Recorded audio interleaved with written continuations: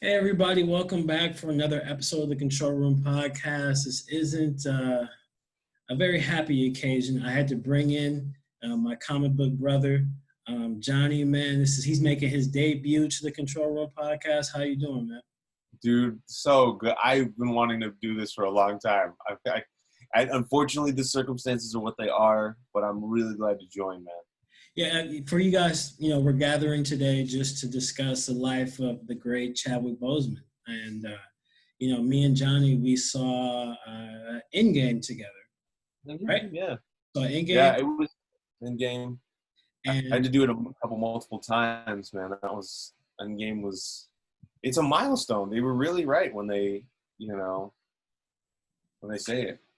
And you were one of the first people I thought of when I wanted to discuss this topic because, I remember back when Black Panther and everything was coming out, you sent me a link about the score. You remember that? I think I'm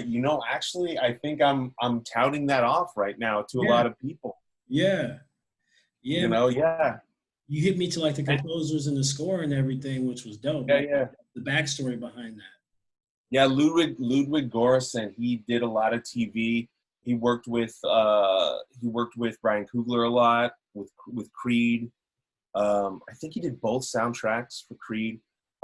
He did a lot of TV. He did Community, so he's close to Donald Glover. He produced a lot of Donald Glover's music, and it was just something beautiful. And I think right now, in the COVID times that we're living, I'm doing my best to go for a walk every day and things like that. And just today or yesterday, after the news about Mr. Boseman, I've been listening to a lot of the score. I feel bad because I didn't want to be the sort of performative social media guy where it's just like, and it's now all flooded with 42 and Yeah. 21 Bridges and all that kind of stuff. Like, when it comes to my heart to watch a movie, and that's how movies are with us. They speak to us personally, culturally, this, that, and the other. But I didn't want to super do that. So I just went for a walk and I was listening to the first song or one of the first major songs, and it plays during the part in Black Panther where, Okoye says, we're home. And Oh man, that's such a beautiful scene.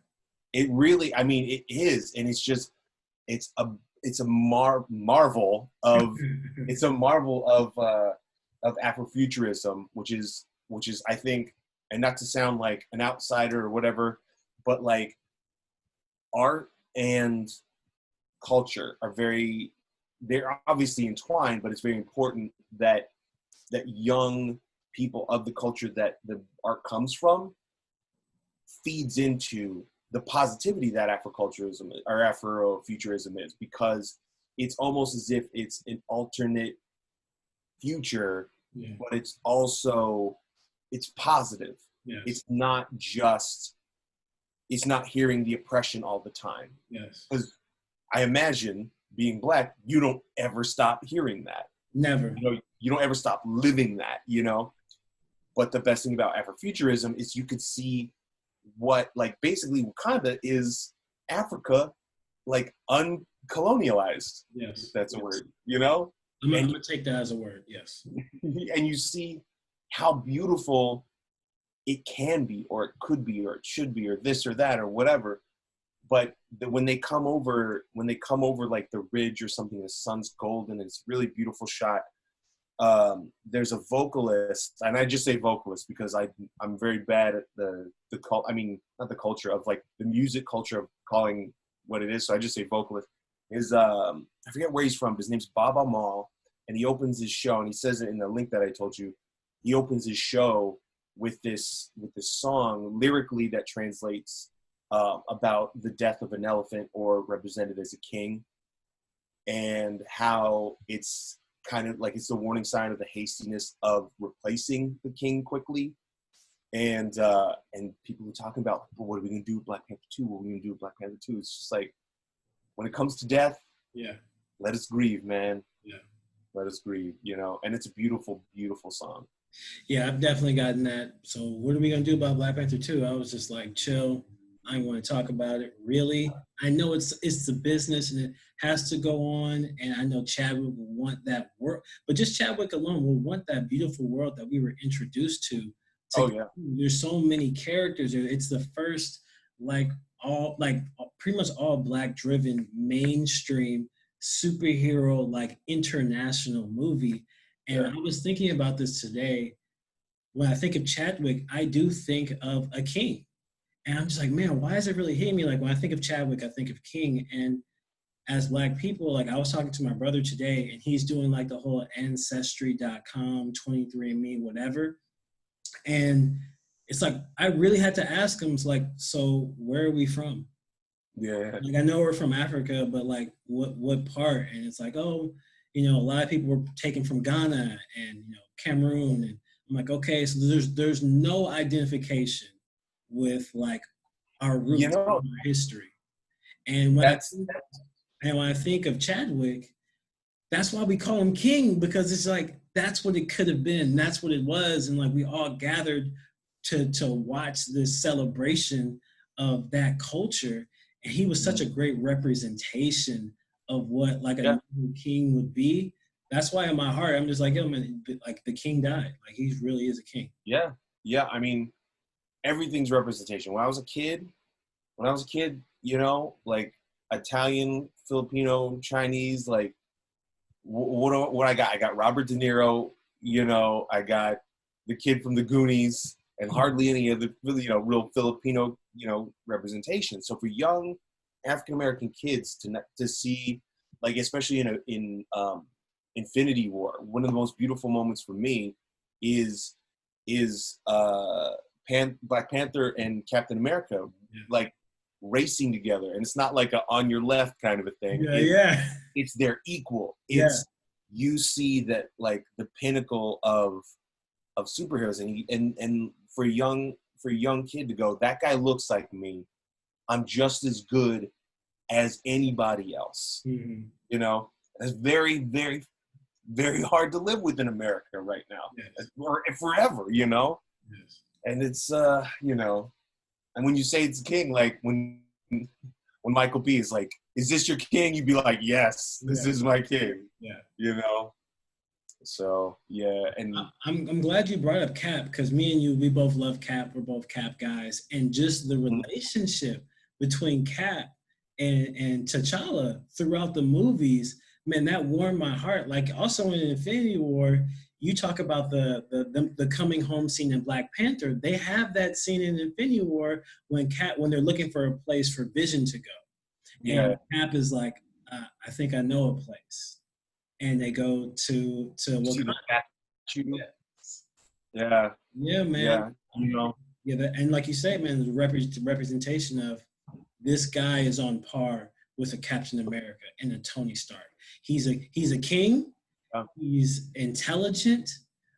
He's got all the money in the world, and he's a great human being. Like, man, that's everything you can want for. Like he's not a side character. He's not a buddy. He's not a goofy friend. Like he's a king. That's the thing. You have like a balance between someone like Sam Wilson, right? Kind of is the sidekick. He's the side person in the story.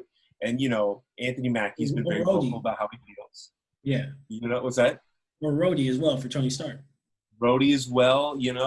And the best thing I think it was I was reading Coogler's statement about Chadwick Boseman, and he's like, Chad this, Chad that, and he goes, and when he talked about Black Panther, he remembers he's a lot of Michael B. Jordan, Robert Downey Jr. Everybody saying what they remember of him and his legacy and this and that, and Coogler was saying that he was kind of unsure about it, like George Lucas was scared about Star Wars. Like Coogler's doing this huge representation, this huge movie, superhero, big monumental thing, and he was unsure. And Chad said, "This is Star Wars. This is Lord of the Rings, but it's for us, and it's bigger." And I think that from what I've read, it's just that because Chad, he knew what he was doing. Like he knew. I mean, the fact that he was but as I knew him before Black Panther, I was just like, the guy who's doing all of Black history, Yeah. Thurgood Marshall, like he's What, doing everything. Thurgood Marshall, Jackie Robinson, James Yeah. Brown. Yeah. Uh-huh. Yeah. Yeah. I mean, you know, there's what's his name? Yaya I can't pronounce, I'm so bad at pronouncing his name. But he's in The Watchmen as Dr. Manhattan in Oh yeah. He's yeah. Manta. Yeah. Yeah. So he's a phenomenal actor. You know, Daniel Kaluuya. Like there's tons of talented Black actors. And I'm like, Chadwick's in everything, you know? I'm like, man. Yeah. So he's everywhere. And you were saying ancestry.com, and a lot of you know, a lot of things we can learn from other cultures is what I find to be just one of the, I don't mean to appropriate, but the fact that they call the ones who pass on our African American or African culture ancestors is a big phrase, is a big thing they use. And and whether you know, and because of you know, coming to the States, you know, being stolen, you know, over to the States, you don't have that link to your ancestry, you know? And so it becomes the beautiful thing of the bad thing that comes from that is that it's the togetherness of the ancestors, whether you are blood related to that person or you just know that they come from the same place you come from. Ancestors is something beautiful. It's like a perfect phrase, you know? So. Yeah, man, it's it definitely hits you in a lot of different ways. The loss of someone as talented.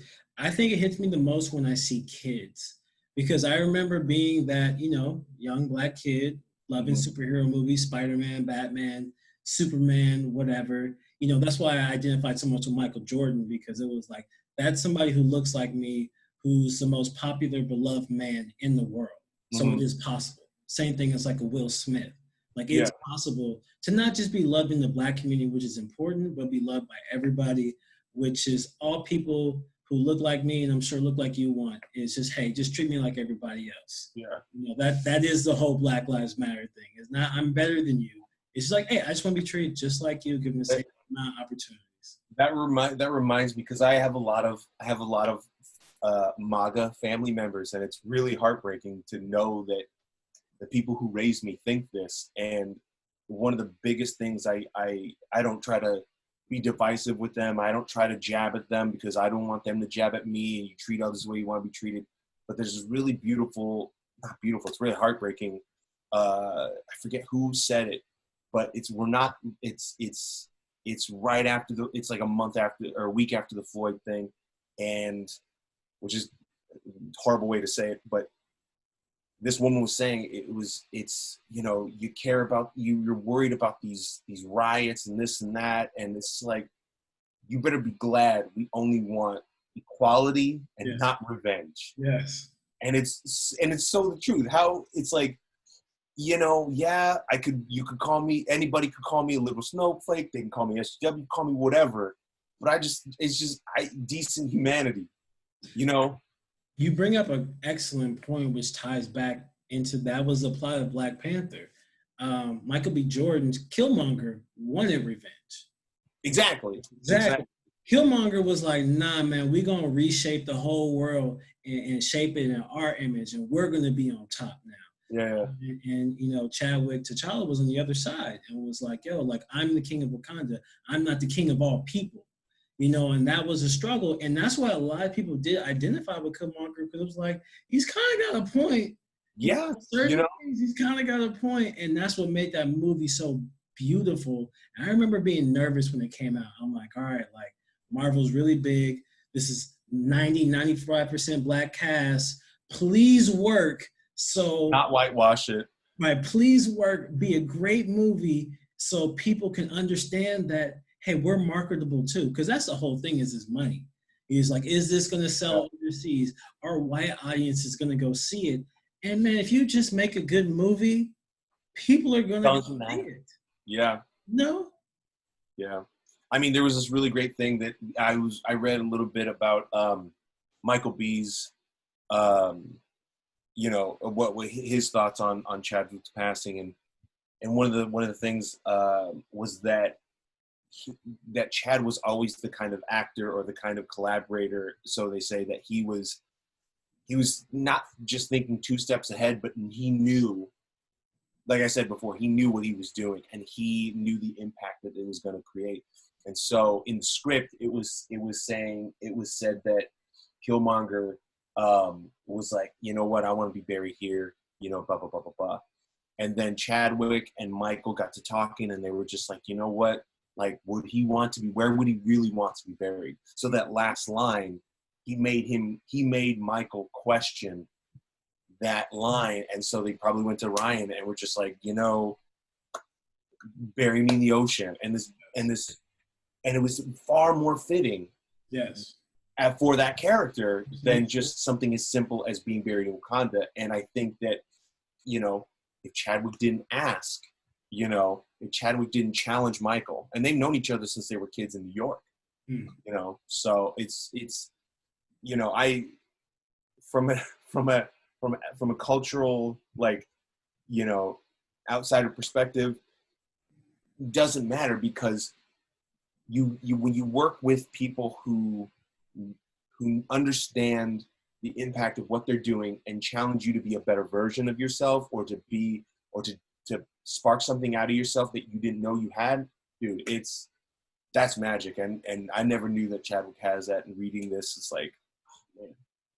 yeah, he was next level. Like, Yeah. I feel like, because, you know, I've done a tiny bit of acting, and you can kind of imitate certain actors. He was a master class. He was somebody who you knew, like, really mastered his craft. Yeah. Like I said, like when I first got introduced to him was Jackie Robinson. I took my mother to go see that, 42. Yeah. And I was like, oh, who's this guy? And he did a great job. I was like, he was kind of like new to me. And then you see him in all these other projects, like you say, damn, he's doing every Black historical character. Yeah, right. And he gets Black Panther, and you're just like, damn, like, okay. They might be able to pull this off. Like, I know that guy can do it, because he played everybody basically under the sun. And that is the only movie I got my entire family to go to together. Well, most of my family. That's beautiful. My dad to go, got my mom to go, got my nieces to go. And and I think I have a picture of it on Instagram. And, you know, we're posing like in front of it, because it was really a historical moment for us as people in cinema, for the culture, everything. For it was like, no, like, we don't ever go to the movies together. We're gonna go see this movie because it's that important. You know, the flip side of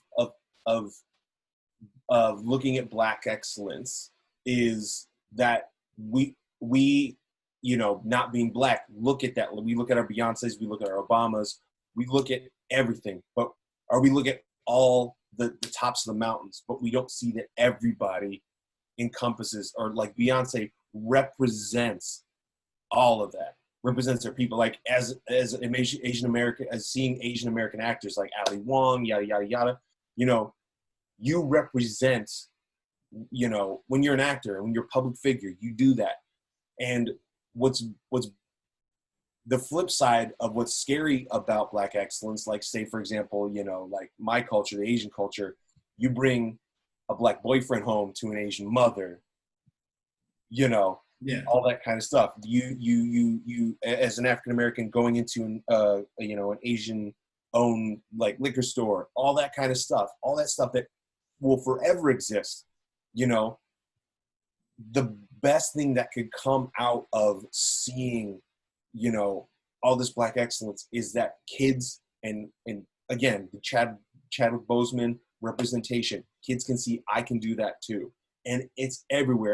And you know, you doing this podcast, me doing my media and stuff like that, you know, it's whether a ton of people see it, or our friends see it, or our families like it every once in a while, you're just doing it, man. You do it for you. And that's the best thing on the earth, you know? Like, do you think, and here's the question to you, do you think that you were put on this earth to do a podcast? Do you think you were put on this earth for this reason? Wow, that I was not expecting. Boom, boom. The podcast thing happened on a whim, but I have seen the impact it's had on a very, very small but loyal following. People coming up to me, asking me different questions about, because you have uncomfortable conversations on here that people probably would never have, but they feel comfortable talking to you. So they're going to talk to you. I had somebody call me up and ask me, what is the whole Black Lives Matter thing really about? Mm-hmm. And I was at work and it kind of shocked me. And it was like, damn, like it's up to me to kind of like relay this message, but they trust me, they listen to the pod, and it's a responsibility you have to take to kind of guide people and give them the facts. And I don't know if I was put here specifically for the podcast, but I do think that at least I would like to think I'm here to try and make the world a better place. And through podcasting, whether it's through counseling or whether it's through coaching, I'm gonna try to do what I can. That's it. I mean, that's exactly what I was getting at. It's you or me or anybody else, we shouldn't have to be the vanguards of our culture or of our whatever. But you and me, we're the kind of guys that go, you know what? It's cool. I feel about it this way. This is what it means to me. And that's the thing about the podcast for you and the coaching and everything. And your swagger when you walk in and work, you have this thing about you that I want, your listeners to know, which obviously, is that it's exactly what you're saying. You bring counseling in a way to people. Like if someone's working hard on their jump shot, they can't do that jump shot, or they've been sitting on the bench most of the season, and I'm thinking cinematically, my thing's always a movie, but you give them the chance. You teach people how to work together. And then also the podcast, you just listen, just taking the time to listen to someone like you and that's why I want to be on the podcast, like all these years, like, it's just, you did it. And I'm just like, we did, you're doing good, man. Let's just, you just keep it up, man. That's all I'm saying. Man, I appreciate that. You honor me. I told you, like you said about movies, or and like the whole social media culture, it has to happen organically for you. For me, it's the same way. And I had thought about you several times for different podcast topics. But when this happened, I was like, I gotta get him. I gotta get you on here because me and you, we connect on so many different ways. We see things very similar. I want to piggyback off of something you said just about Black representation and Black Panther and Asian culture as well. Excuse me, I don't know the actor's name, but the movie coming up for Shang-Chi for Marvel. The actor came out and was like, this doesn't happen without the success of Black Panther and Chadwick Boseman. I am here to carry the torch, but I understand where that opportunity came from. Mm-hmm. And that's nothing but love and respect. And that's what I hope all cultures can appreciate. It's not about who suffered the most. It's not about, all this. It doesn't have to be a competitive rivalry. Not a race. Yeah, over who has the shittiest, things set against them. It's just kind of like, let's appreciate each other. Let's work with each other. And man, that's how we move forward. We got to lift each other up. It's like Chad says at the end of Black Panther. It's not about building walls. It's about building bridges. Yeah. 21 bridges. I don't know. Just it's one of these things that like Kobe earlier this year. I grew up with him dating Brandy. Oh, and, yes. You know what I mean? Like, and my whole thing is that I'm like basketball is one of my like personal joys. Like to actually play basketball is fun for me. I don't play, but just a pickup game, a horse, 21, just all the playground stuff, that super matters to me. And then when Kobe died, I was more of a Jordan kid. Yeah. And when Kobe died, it was the floodgates. Yes. And whenever any celebrity dies, it affects you as your memory of not really knowing that person. Mm-hmm. or like knowing that person, but what that person means to you. Yeah. And Chad, like, unfortunately, until his passing, I was just like, dude, Black Panther, fuck yeah, Black Panther, you know? And, you know, and when Kobe passed, I was just like, man, it really gets you. But galvanizing his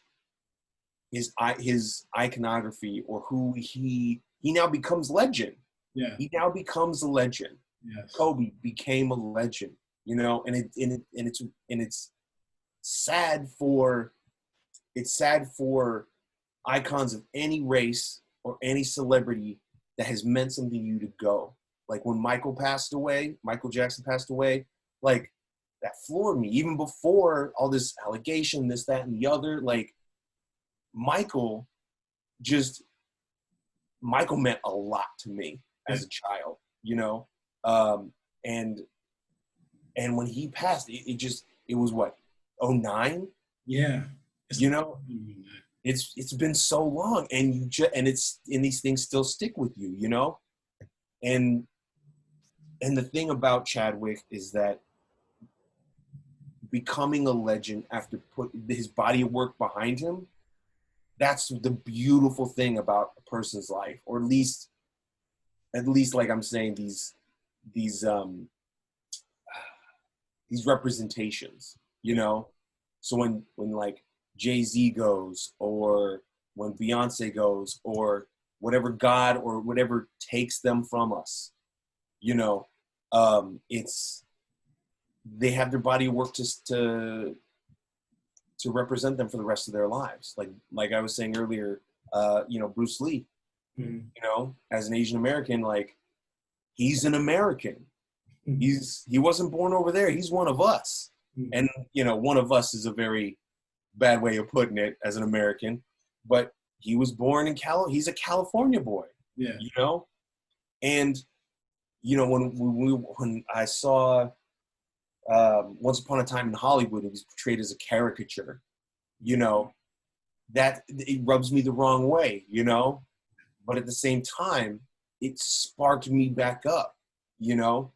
And I hope that, and I don't hope that, but it's just going to be funny to think about Chadwick's career, or anytime you listen or kids learn about, you know, James Brown, or anytime they, you know, they're going to see his fate, because Google, who knows what the algorithm is going to show us, you know? You're going to look up James Brown, and you're going to see Chad, you know? Yeah. You're going to look up, you know, Jackie Robinson, and you're like, wait, what does he look like, you know? And you know, that's got to be an honor. If I was him, if I was in his shoes, picking the roles that I pick, you know, working with the people I work with. Yeah, no, his legacy is living on forever. I mean, Marvel is an international, global, whatever you want to say, like mega franchise. My top 5 Marvel movies, I believe Chadwick is in 4 of them. Black Panther, Infinity War, Endgame, and Civil War. Mm-hmm. So, you know, those are some of the biggest movies in the history of cinema. And he's right there. He's a major part. Major player, yeah. Why this Marvel franchise is where it is, man. And I think that's why people are like, well, what's going to happen now? And what's going to go forward with Wakanda? Because we loved that vision of, like you say, futuristic world where it's not colonized. It's like, man, everything that we kind of dreamed it could be. And there's people who just think like, man, maybe there really is a place out there that's like this. And the dream and the hope. Yeah. Aspire to be something like this one day. And I think that basically Chadwick has left making the world a better place.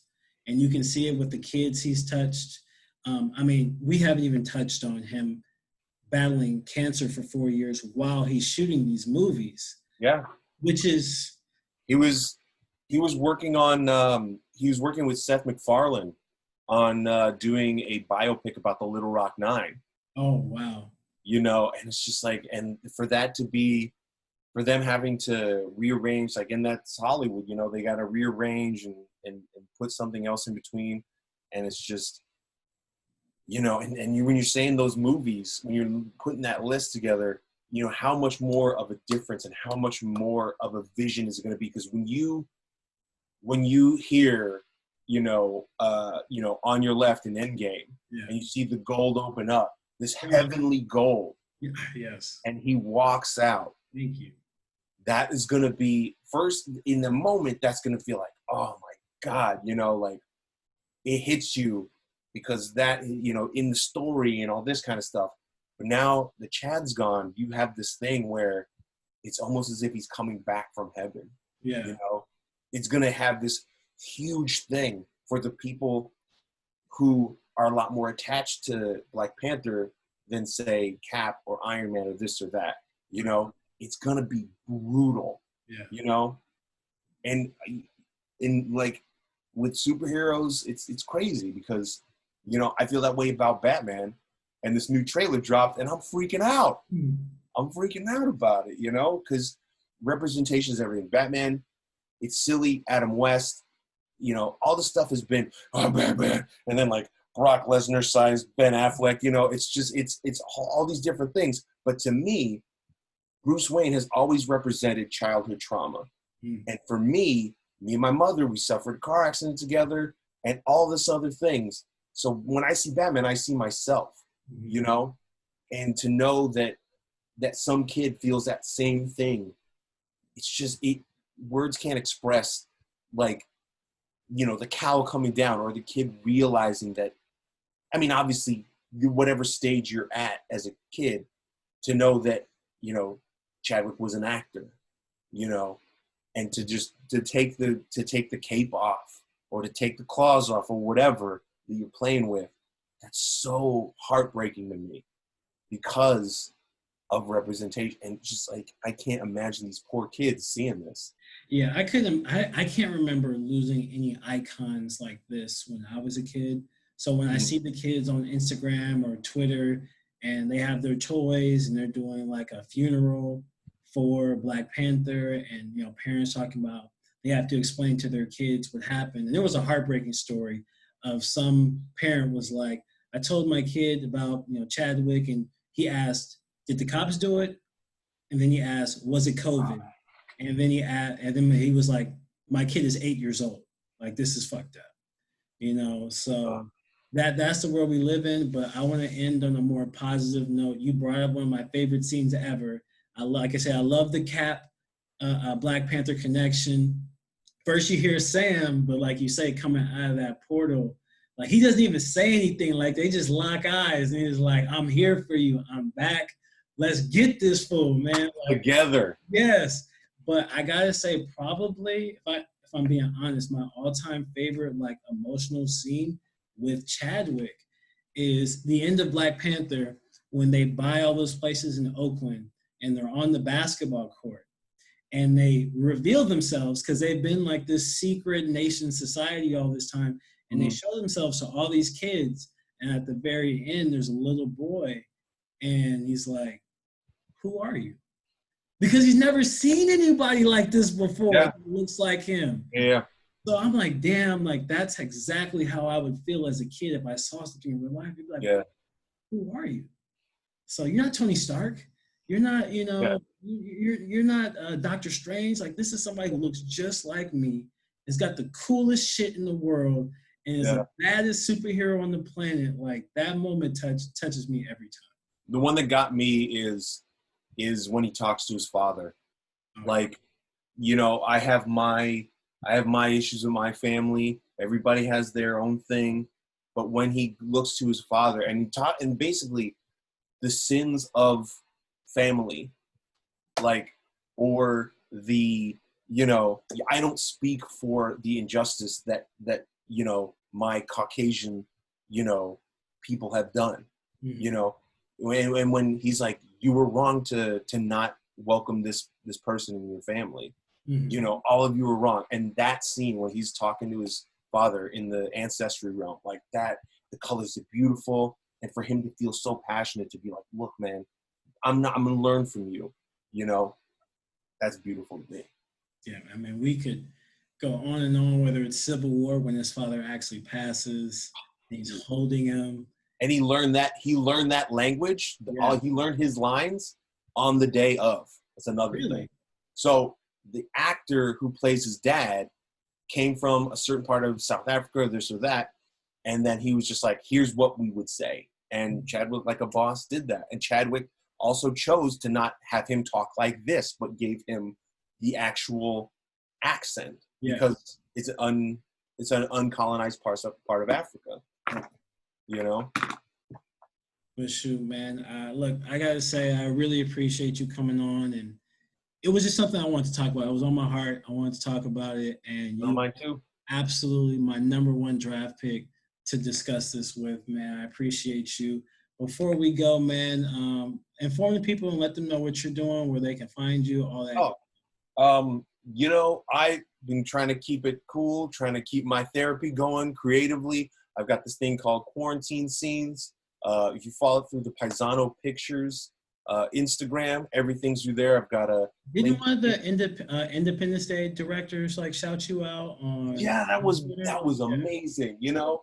And even if we don't like deliver the next time, a lot of the beautiful things that I'm reaching people from like London, like Texas, I'm getting people from all over the country and all over the world who just reach out. And that, whether anybody sees it or just they see it, it feels so great to be doing this stuff. So I've got that. I've got unboxer briefs. It's all on my link tree. If you go to Paisano Pictures, you go to Paisano Guy on Instagram. That's usually the thing. This TikTok thing is a little scary to me. Yeah, I haven't touched it. The grays in my beard and face go, oh no, like a new app. Oh God, you know. Can't invest in that one. Can't follow you there. Reels though on IG, maybe I'll mess with that. I don't know, man. Yeah. Well, all right, man. Again, thanks for joining me. Hey, everybody, this is the new page. So if you haven't already, like, subscribe, leave a comment, and maybe your favorite Chadwick Boseman moment, Black Panther moment, all that good stuff. Reach me at Michael D. Walker 3 on Instagram, Twitter, or at the Control Room Podcast. I think that's all my plugs. Thank you for joining us. Thanks, Johnny, man. I'll talk to you guys. Thank you for having me. Can't wait.